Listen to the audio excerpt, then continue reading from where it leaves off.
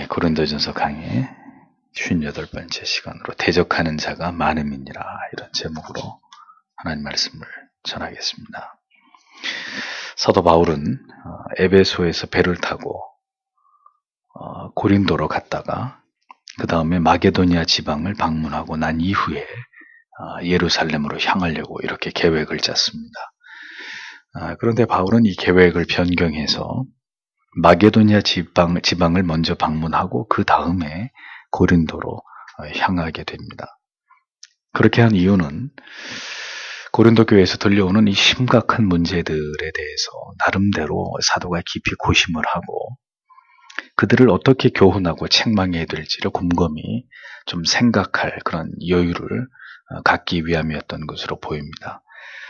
우리가 고린도전서의 강의를 쭉 들어서 아시는 바와 같이 고린도 교회는 간음과 음행, 우상 숭배, 은사의 무분별한 남용, 또 파당의 문제 등등 이런 문제들로 심각한 문제를 안고 있었습니다. 그럼에도 불구하고 고린도 교회는 이런 문제들을 방치하고 있었고 이 문제들을 적절히 치료하거나 권징하지 못하고 있는 그런 상황 가운데 있었습니다. 문제가 뭐였겠습니까? 급격히 복음이 확장되고 초대교회들이 계속 세워지는 과정에서 그들을 영적으로 통솔할 수 있는 영적인 지도자들이 부족했기 때문입니다. 그러니까 이렇게 이제 방치되는 교회 안에 거짓 선지자들이, 거짓 교사들이 들어와서 판을 치고 잘못된 헬라의 철학들이 복음의 정신을 유린해버리고 또 복음에 대해서 무지한 성도들이 여러 교회 안에서 문제를 일으키는 이런 상황들이 초대교회 이방인들의 여러 교회에서 나타나고 있었던 것입니다. 그래서 바울이 그러한 이제 교회들을 바로 세우고 하나님의 말씀으로 그들의 신앙을 교정하고 그들을 바르게 권징하고 치리하는 일에 혼신의 힘을 기울이고 있었는데 아무튼 어떤 일 때문이었는지 고린도로 곧바로 가기로 해놓고 마게도니아로 먼저 갔다가 고린도로 가게 되는 이런 상황이 벌어지게 된 것입니다. 그래서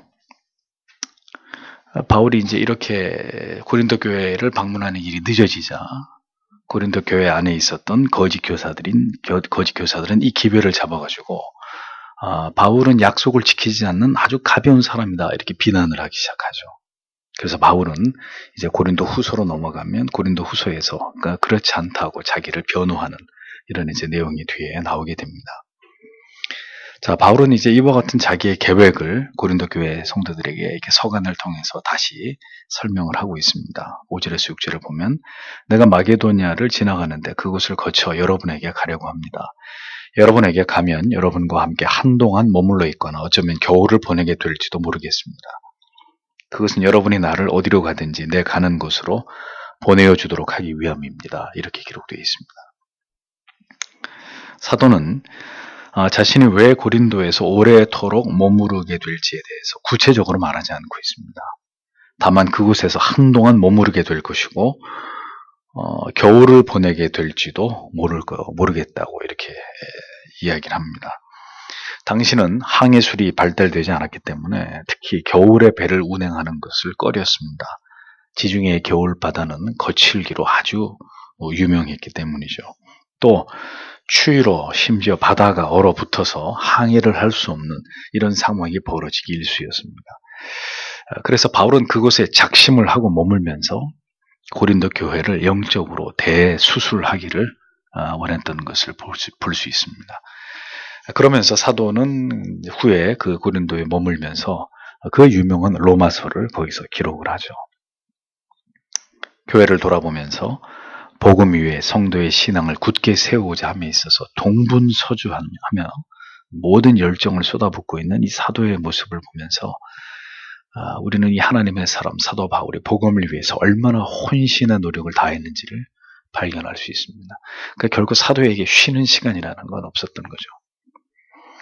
이런 말씀을 보면 하나님의 교회는 절대로 저절로 성장하지 않는다는 것을 우리가 깨닫게 됩니다.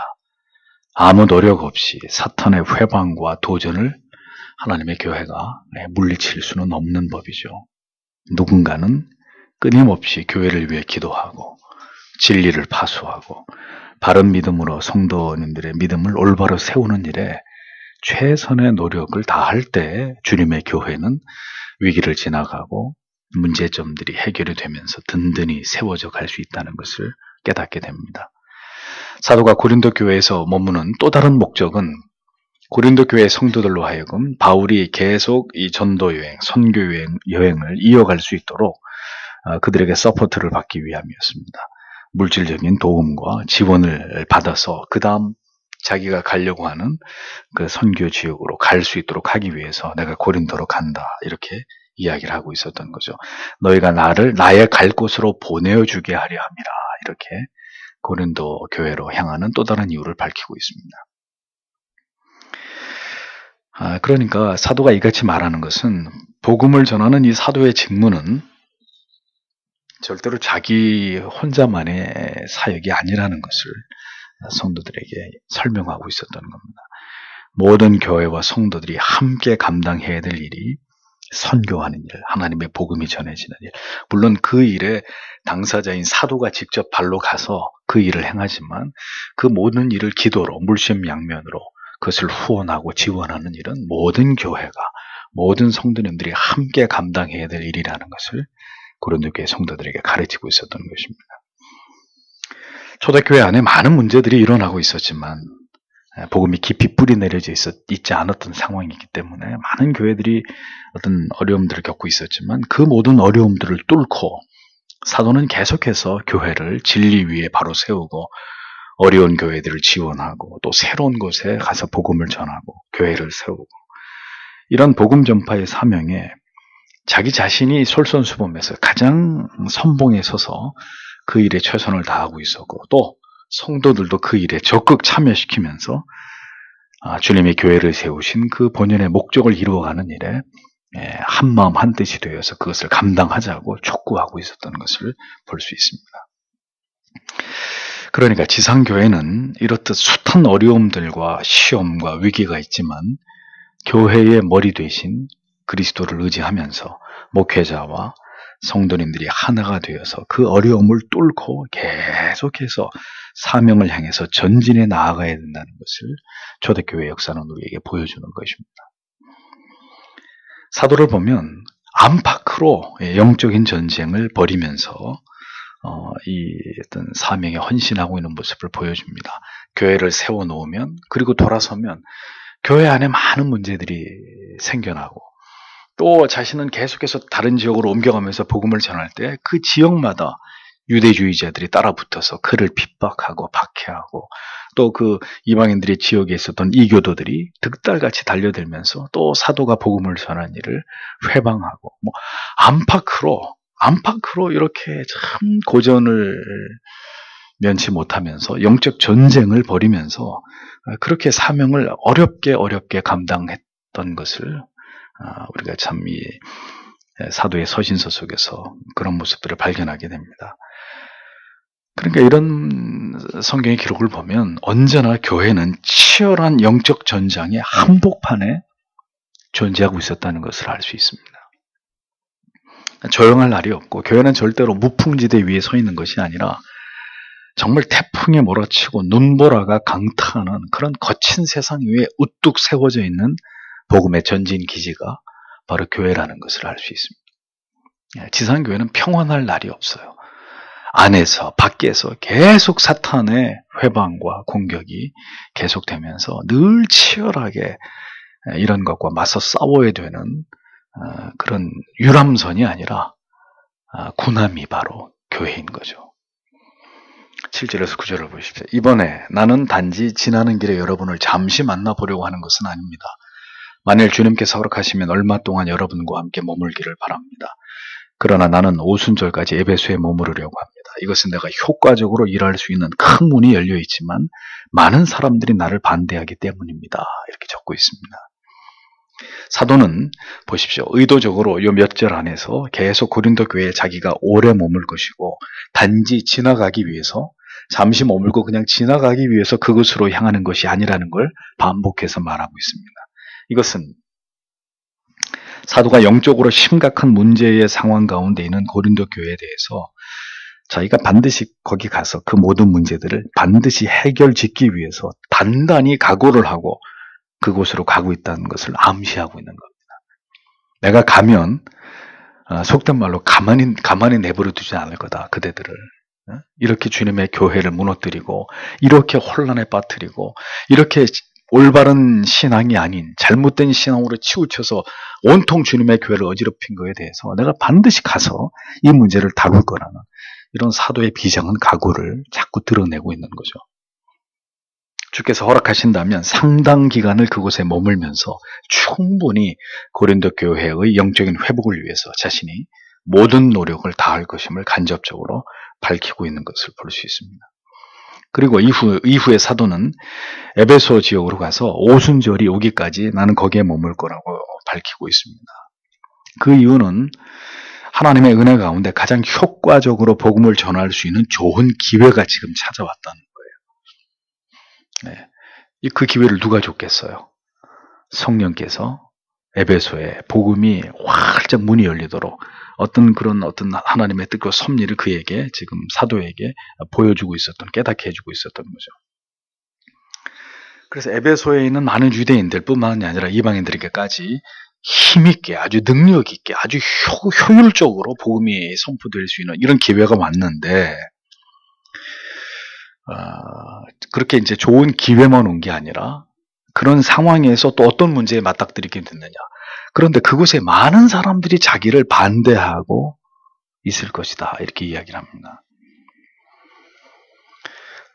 그들에게 복음을 전할 수 있는 좋은 기회가 왔다는 기대감을 사도는 드러내고 있었지만 또 한편 염려스러운 점은 아까도 말씀드렸죠. 바울이 가는 곳마다 유대주의자들이 바울을 핍박하고 대적했습니다. 우상을 숭배하는 이교도들도 에베소에 많은 우상들이 있기 때문에 역시 그 지역에 있는 이교도들도 바울을 대적할 것이 분명했고, 그래서 그런 일들 때문에 힘있게 복음이 왕성하게 전해지는 그 현장에서 또 엄청난 박해를, 핍박을, 저항을 받게 될 것이라는 것을 사도는 예감하고 있었던 겁니다. 그러니 여러분 보십시오. 어디든 우리가 평안하게 복음을 전하고 주의 일을 행할 곳이 있겠냐는 거죠. 어딘들, 어느 곳으로 가면. 어느 시대인들 교회가 평화롭고 한가하게 그렇게 믿음 생활을 할 수 있었던 때가 있었겠는가 우리가 생각해 보게 됩니다. 지상교회는 전투하는 교회, 세상의 비진리와 복음을 거스르는 자들과 치열한 영적인 접전이 벌어지는 곳이 주님의 교회라는 것. 교회는 오히려 평안의 시대에 한없이 무력해지고 약화됐었습니다. 교회 역사를 보면 그렇습니다. 반대로 핍박과 환란이 극에 달할 때 교회는 더 강력해졌고 더 교회의 모든 구성원들이 똘똘 뭉쳐서 하나가 됐고 더 많은 사람들이 그 환란과 핍박의 때에 더 많이 회심을 하고 주님께로 돌아오고 십자가의 도에 무릎을 꿇게 되는 이런 놀라운 역사들이 일어났던 것들을 봅니다. 한국 교회는 위기이자 기회가 다가오고 있는 시점에 서 있습니다. 영적인 이 기근의 때에 또 핵과 어떤 전쟁에 대한 두려움과 또 이 세상의 악한 정부에 의해서 만들어지고 있는 모든 사악한 법들에 대해서 서서히 이렇게 위기감을 느끼게 되는 그런 시대로 우리가 지금 접어들고 있습니다. 그 얘기는 다시 한번 주님의 교회가 복음을 크게 외치면서 회개를 촉구하고 그것은 죄입니다라고 말하면서 그리스도께로 돌아오라고 소리를 높여야 될 때가 임박해 오고 있다는 그런 뜻입니다. 복음의 문이 열리는 기회를 주심과 동시에 이를 회방하는 사탄의 역사도 함께 맞불을 놓게 되는 그런 시대가 지금 우리에게 도래하고 있다는 거죠. 그러면 교회와 신자는 이제 무엇을 준비해야 할까요? 위기는, 교회에게 있어서 영적인 위기는 곧 기회입니다. 성도 개인에게 찾아온 고난이든지 위기든지 그것은 곧 그의 믿음이 칼을 가는 뭐라 그러죠? 예, 그 부싯돌 위에서 날카롭게 날이 세워지게 되는 그런 시점이 되는 거죠. 교회의 고난이든 아니면 개인의 고난이든 한 국가의 고난이든 그 고난은 그 시대 그리스도인들의 영혼이 날카롭게 날이 서게 되는 그런 시점이 되는 것입니다. 그래서 위기는 곧 기회이고 영적인 부흥이 도래할 수 있는 정말 하나님의 어떤 귀한 어떤 섭리와 뜻이 나타나는 때입니다. 그런데 위기는 곧 기회인데 위기가 기회이기 때문에 그 위기 속에 박해와 핍박과 고난도 같이 오는 거예요.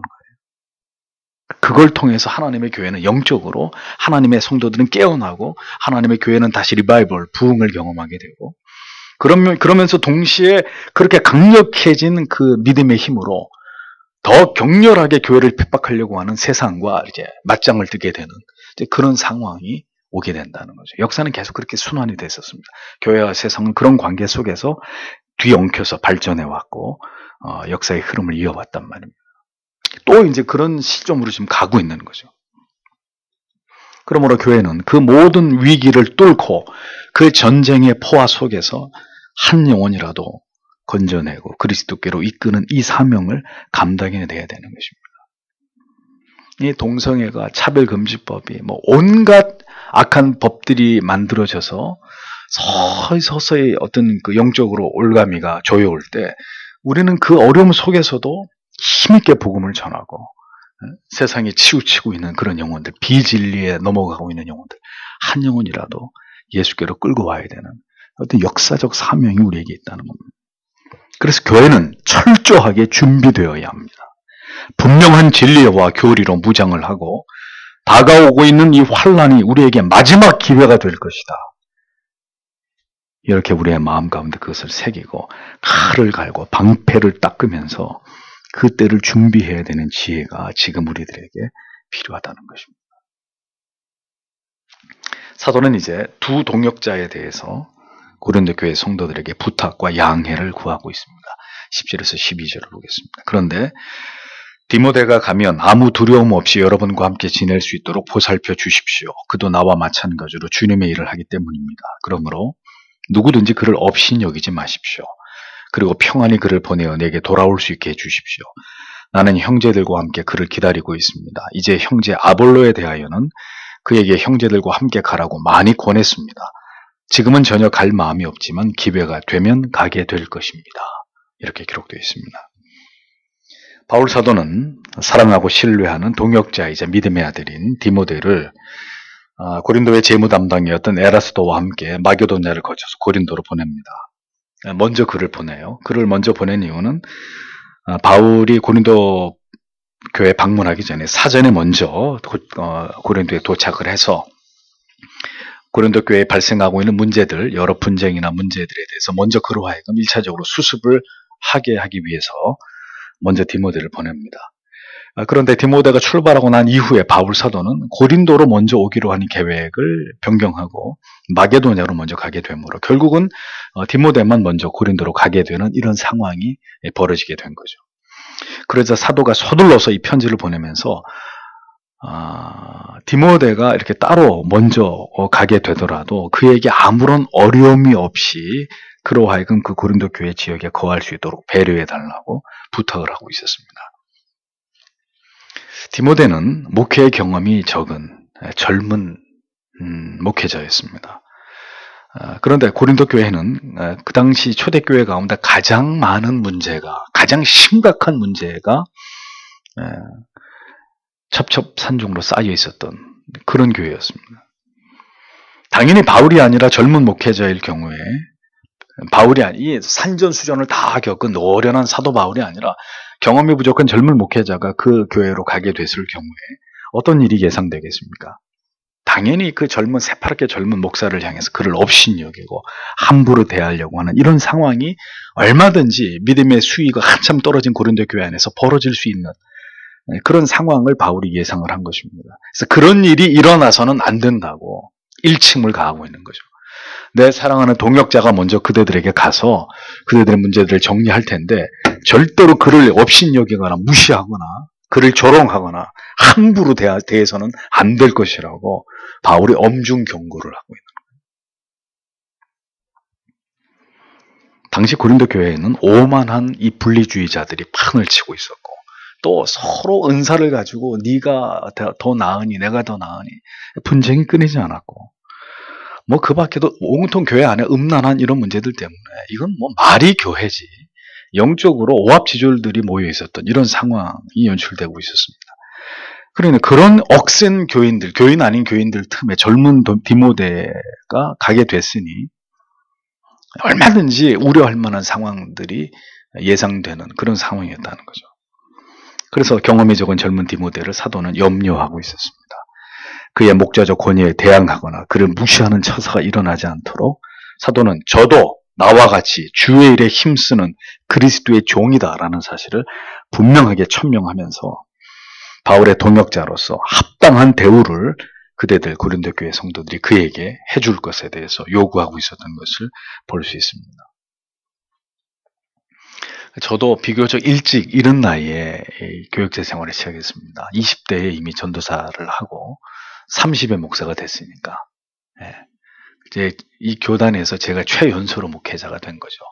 목사가 되려면 우리 교단은 30세 이상이 돼야 목회자가 될 수 있었는데, 그러니까 졸업은 28살에 군대를 뭐 일찍 갔다 왔으니까, 일찍 갔다 온 게 아니라 짧게 하고 왔으니까, 그러니까 28에 다 졸업을 하고 과정을 다 마치고 충분히 목사 안수를 받을 수 있었는데 2년을 그냥 기다린 거예요. 그렇게 이제 32제는 목사 안수를 주지 않으니까.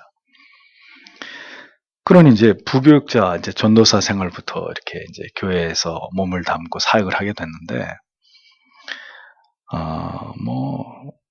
그 부교육자로서의 서름이라는 건 말로 다 표현할 수가 없습니다. 그때 당시 전도사 월급이 10만 원. 네. 10만 원. 그건 둘째 치고 허구한 날 이제 교회 집사님들하고 싸우는 일이 다반사였습니다. 왜?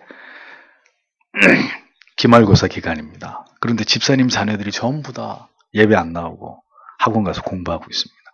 그럼 제가 또 성격이 이렇게 고분고분한 사람이 아니잖아요. 집사님들한테 가서 왜 아무개 오늘 교회 안 나오냐고. 그러면 전도사 주제에 네가 뭔데 우리한테 이렇게 나오는 겁니다. 담임 목사만 권위가 있는 것인가요? 복음을 맡은 모든 교역자들이 다 동일한 목자적 공권을 가지고 있습니다. 뭐 저희 교회는 아직 부교역자가 없지만 복음을 전하는 일에 부름을 받은 모든 성직자들은 그 나이와 관계없이 모두 그가 성경을 이야기하고 있고 성경의 바른 원리를 가르치고 있다면 그것에 따르고 순종하고 함께 하나님의 뜻을 이루어가야 될 의무가 있는 것이죠. 젊은 전도사님이 이게 잘못됐습니다 라고 얘기하면 장로님이든지 권사님이든지 전도사님 말씀이 옳습니다. 이것은 우리가 잘못한 것입니다. 그게 하나님의 교회지. 어디 새파랗게 젊은 전도사가 우리한테 지금 이래라 저래라. 세상입니까 교회가? 여기 교회가 세상인가요? 나이로 누르려고 하고.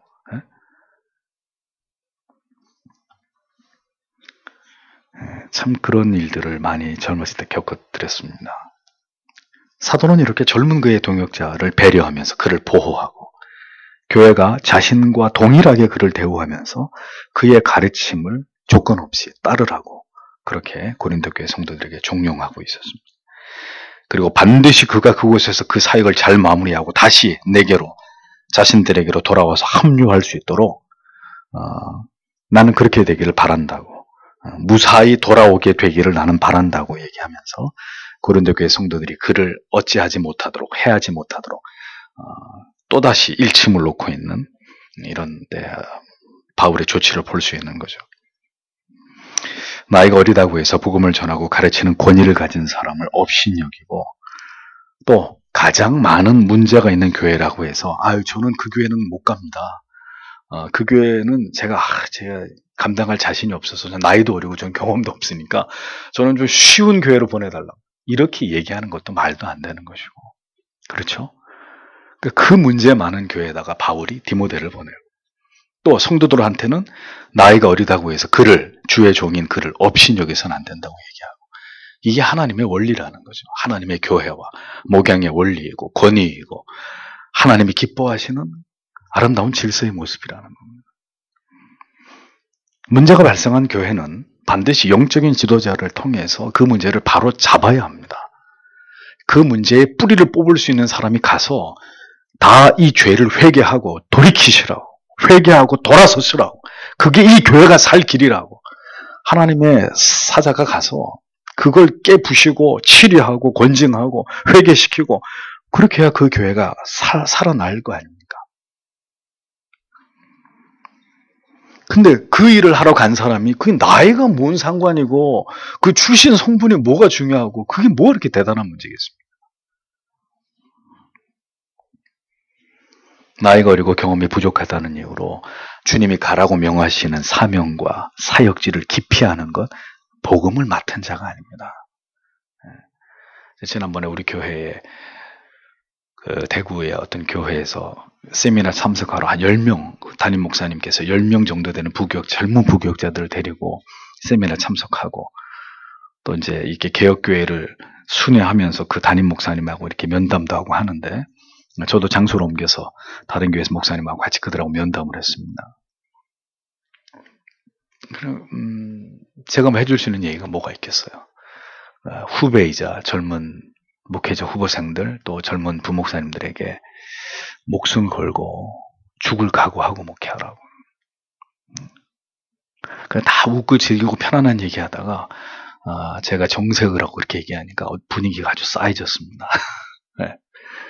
하지만 제가 겪었던 일을 짤막하게 이야기하면서 복음을 위해서 죽을 각오하고 멱살 잡히고 뺨 맞을 각오하고 그 각오 됐으면 그 길을 가시고 그렇지 않으면 빨리 그만두고 나가서 돈을 벌려고. 그래서 그냥 성도로 수고하면서 교회 섬기면서 그렇게 살아도 주님이 절대로 뭐라 그러지 않으니까 생각들을 똑바로 하고 사역은 장난이 아니라고. 그 담임 목사님 좋아하시더라고요. 네.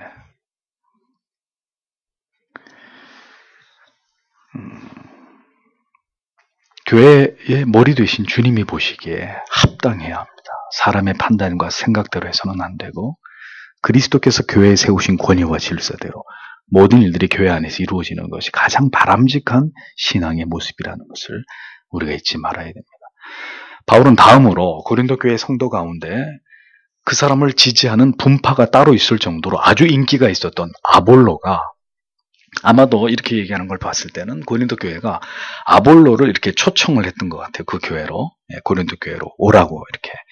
굉장히 아주 탁월한 그 성경 교사였기 때문에 아볼로를 아마 고린도 교회로 보내달라고 했던 것 같습니다. 근데 이제 사도가 자칫 오해를 받을 수 있는 이런 위치에 있었던 거죠. 아볼로는 이제 바울 대신 이제 디모데가 돌아가고 바울 대신해서 고린도 교회에서 사역을 해야 될 어떻게 보면 후임자였습니다. 그런데 그가 속히 지금 이곳으로 와야 되는데 오지 않고 있는 거예요. 그러니까 고린도 교회 성도들 가운데 좀 이제 오해를 할 만한 사람들은 이 사도 바울이 지금 질투를 했거나 시기를 했기 때문에 아볼로가 지금 여기 못 오는 게 아닌가. 그러니까 교인들이 생각하기에는 사도 바울이 아볼로와 어떤 라이벌 관계를 가지고 이게 아볼로 아주 성경을 잘 가르치시는 아볼로님이 와서 좀 이렇게 우리의 신앙에 도움을 주고 하면 좋겠는데 사도 바울 때문에 아볼로님이 못 오는 게 아닌가 이렇게 충분히 여길 수 있는 상황이었던 거죠. 바울은 전혀 그런 생각을 가지고 있지 않았는데 그래 아볼로가 왜 이 고린도 교회로 오지 않으려고 했을까요? 아마도 아볼로도 이제 소식을 들어서 알고 있었겠죠. 고린도 교회 안에는 아볼로파, 게바파, 바울파, 예수파 뭐 이렇게 분당이 나눠져 있다. 파벌이 형성되어 있다는 걸 아볼로도 아마 듣고 있었을 것입니다. 그러니 그 상황에서 자기가 고린도로 간다. 그런 문제를 해결하는 게 아니라 더 문제를 키울 수 있는 이런 어떤 상황으로 전개가 될 거라고 아마 아볼로는 그렇게 생각을 했던 것 같습니다. 아니면 아볼로가 다른 스케줄 때문에 도저히 고린도 교회로 갈 수 있는 시간적 여유가 없었기 때문이든지 아무튼 사도는 거듭 가라고 고린도 교회로 가야 된다고 여러 번 자기가 얘기를 했는데 사도가 많이 권했지만 갈 뜻이 일절 없어 보이더라. 아볼로가 그대들은 아볼로를 보내달라고 했지만 어찌한 이유 때문인지 아볼로는 내가 여러 번 권했음에도 불구하고 그가 이곳으로 온 것을 거절했다고 밝히고 있습니다. 이것으로 뭐 오해가 완전히 소멸되진 않았겠지만 사도는 나름대로 아볼로가 고린도 교회로 가지 않은 이유에 대해서 충분히 해명을 하고 있었던 거죠. 다만 때가 되면, 기회가 되면 아볼로가 그들에게 갈 수도 있지 않겠느냐라고 여지를 남겨둡니다. 사도 바울은 초대교회의 그 이방인 선교 프로젝트의 총책임자였습니다.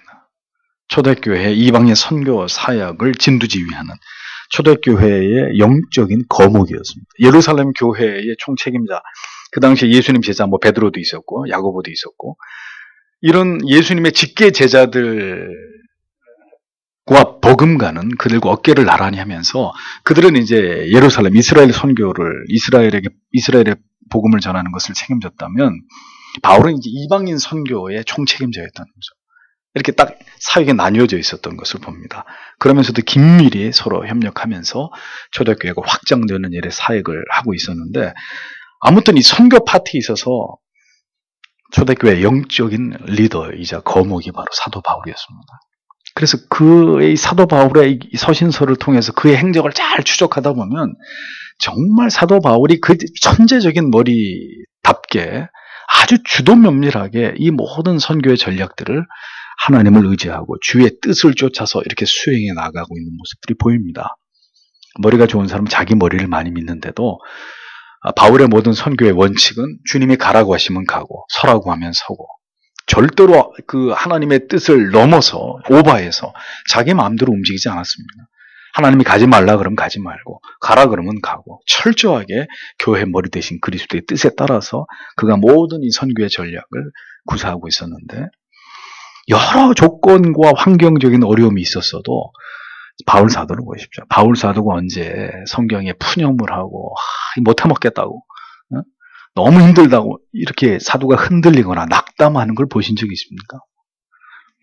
전혀 흔들리거나 위축되지 않고 교회들의 모든 문제들을 하나하나 해결해 나가면서 적재적소의 사역자들을 배치하고 그들에게 임무를 부여하고, 또 선교의 여정의 스케줄을 잘 조정하면서 복음의 전파된 일들을 성실하고 용의 주도하게 그 모든 일들을 사도 바울이 감당하고 있는 그런 모습들이 서신서에 펼쳐져 있습니다.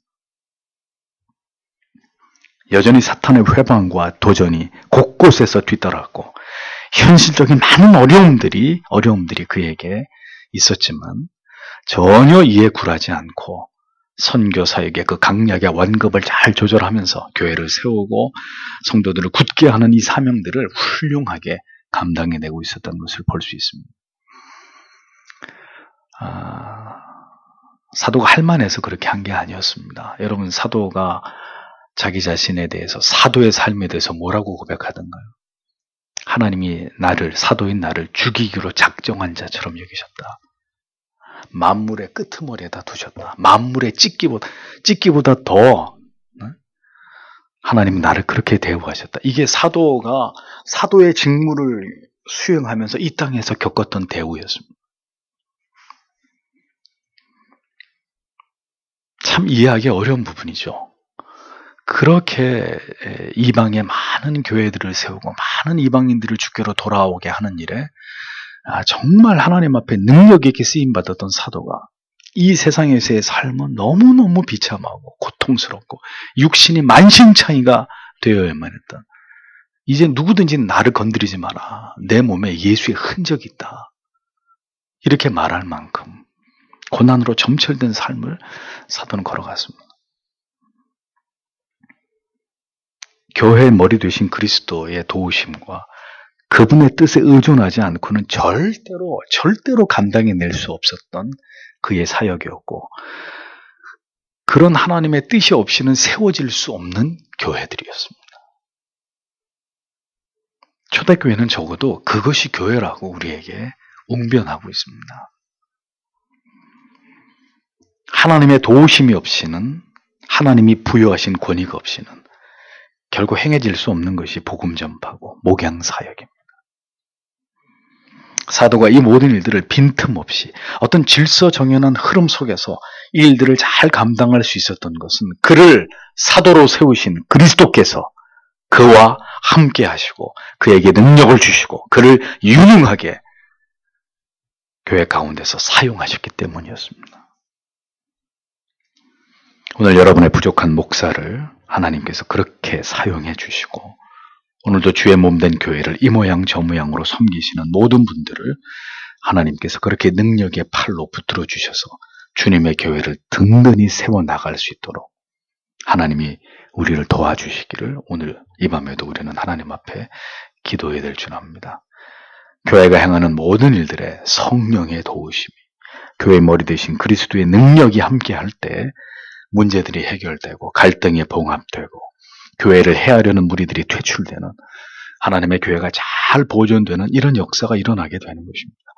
그렇게 초대교회와 사도들과 성도들을 붙들어 주신 하나님께서 이 환란의 때를 맞이하고 있는 이 시대의 교회와 목회자들과 성도 여러분 가운데도 함께해 주셔서 그 능력으로 주님의 교회를 견고히 세워나갈 수 있도록 도와주시기를. 지금은 평안의 때니까 우리 힘으로 어떻게 할 수 있을 것처럼 보이죠? 정말 우리의 힘과 능력으로는 어찌할 수 없는 상황이 오면 어떻게 하실 겁니까? 그러면 다 배도하실 거예요? 그럼 다 버리고 도망가실 겁니까? 그러니 정말 하나님의 붙드시는 은혜가 우리에게 지금부터라도 물붓듯이 부어지고 우리 모두가 복음으로 무장하고 진리를 위한 투사가 되지 않으면 마지막 때 주님의 교회는 누가 지키고 진리는 누가 수호하겠습니까? 그렇게 주님의 교회를 끝까지 든든히 세워나갈 수 있도록 하나님이 우리에게 믿음을 더하시고 그러한 마음의 영혼의 각오를 가지고 주님을 섬길 수 있도록 하나님이 우리 모두에게 은혜 주시기를 이 밤에도 주님 앞에 간절히 기도하기를 원합니다. 기도하겠습니다.